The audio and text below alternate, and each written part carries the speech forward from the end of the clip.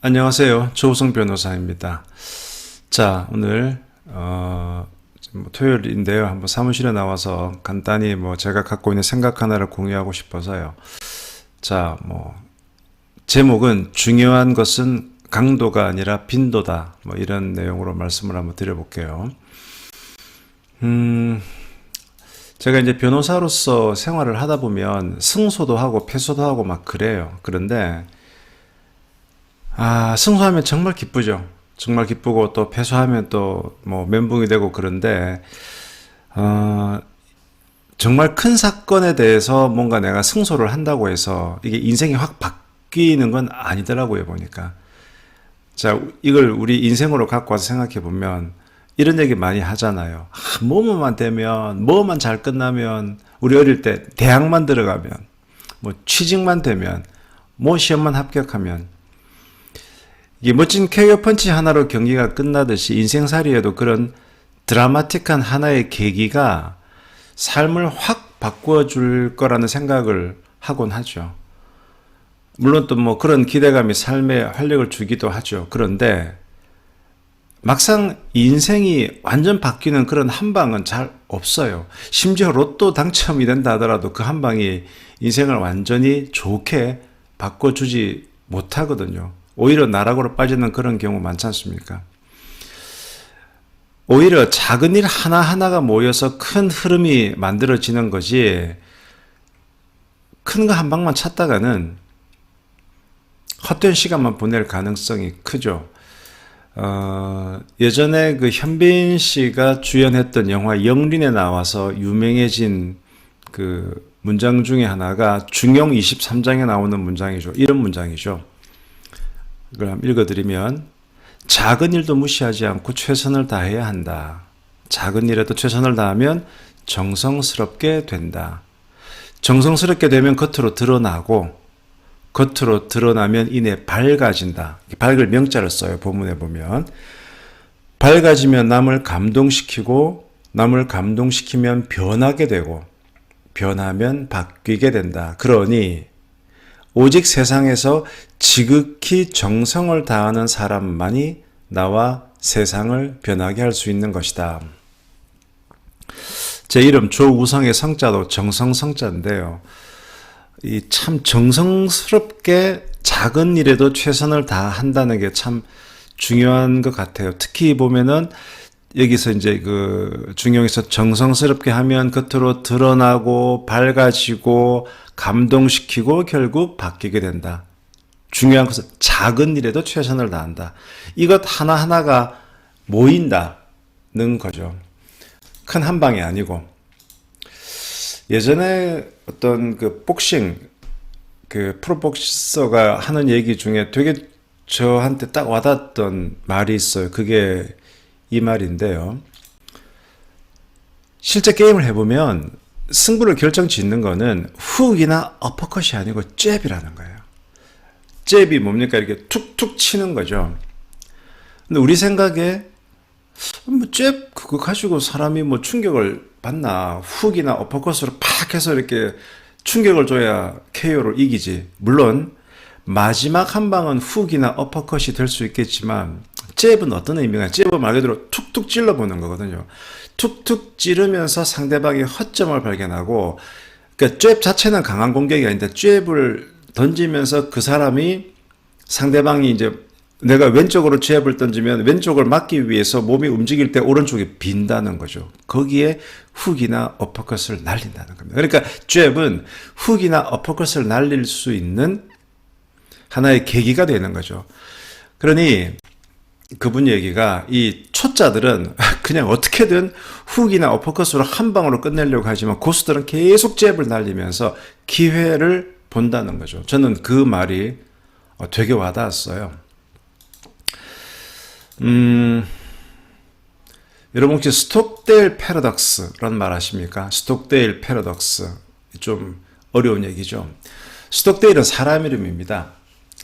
월남전에서 꽤 많은 미군들이 포로로 잡혀 있었잖아요. 그 중에 한 명 장교가 제임스 스톡데일이라는 사람인데요. 고위직이었어요.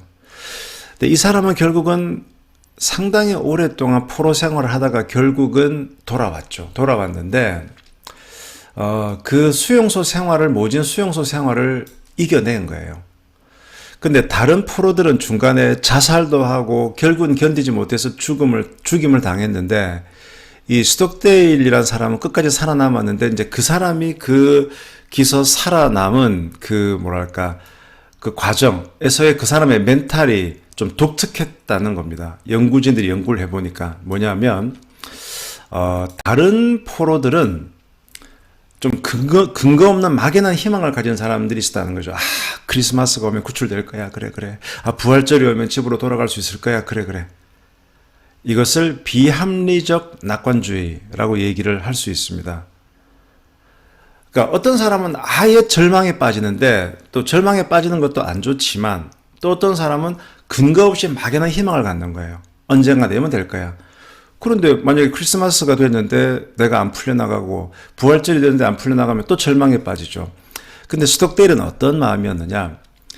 희망을 잃지는 않았어요. 그런데 막연한 기대가 아닌 현재의 비참한 상황을 냉정하게 받아들이는, 그래서 이것을 낙관주의는 낙관주의인데 합리적 낙관주의, 그러니까 비합리적 낙관주의가 아니고 합리적 낙관주의라고 이제 얘기를 한 거죠. 그래서 나중에 이 양반이 미국으로 돌아와서 뭐 무공훈장도 받고 그렇게 유명해지셨는데요.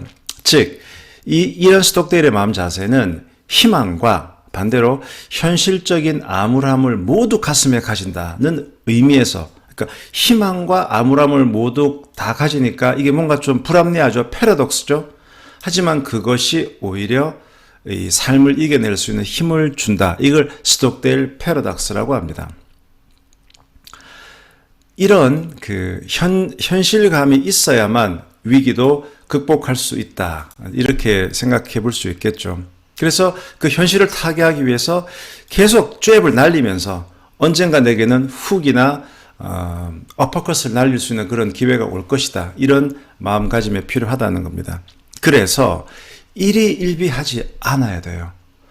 너무 기뻐도 그 기쁨이 오래 가지도 않고 내가 지금 힘들어도 이것을 내가 이겨낸다라는, 그래서 제가 이제 책은담을 좋아하는데 거기에 보면 한 구절이 딱 그 상황에서의 그 마음이 끝나고 그 상황이 끝나고 나면 마음을 일단은 리셋, 비워라. 이런 문장이 있거든요. 그거를 좀 읽어드릴게요. 한자를 번역하면 이렇습니다. 성긴 대숲에, 그러니까 대나무 숲에 바람이 싹 불어오죠.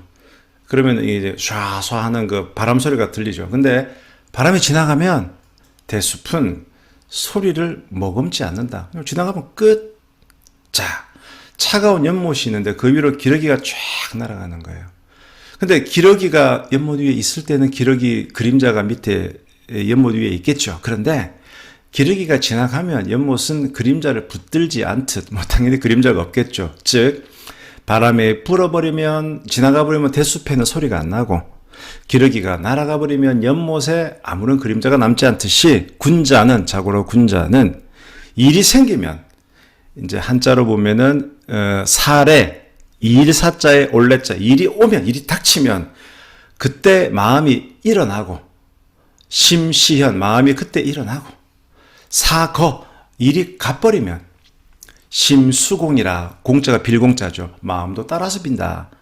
그러니까 이런 일이 왔을 때 최선을 다하지만은 그 일이 끝나고 났을 때 그 일이 기쁜 일이든 슬픈 일이든 일단은 마음을 비우고, 이런 순환작용을 잘 해야만 더 큰 일을 할 수 있다는 거죠. 그래서 그게 기쁜 일이든 그게 슬픈 일이든 어차피 우리는 수많은 잽을 던지면서 큰 기회를 노려봐야 되기 때문에 한 방에 모든 게 끝난다는 그런 허황된 생각을 버리고 차곡차곡 쌓아나가는 그런 삶을 살아야 되겠다. 이건 뭐 저한테 대한 다짐이기도 합니다. 그래서 오늘 중요한 것은 강도가 아니라 빈도다 라는 말씀을 한번 같이 나눠봤습니다. 지금까지 조우성 변호사였습니다. 감사합니다.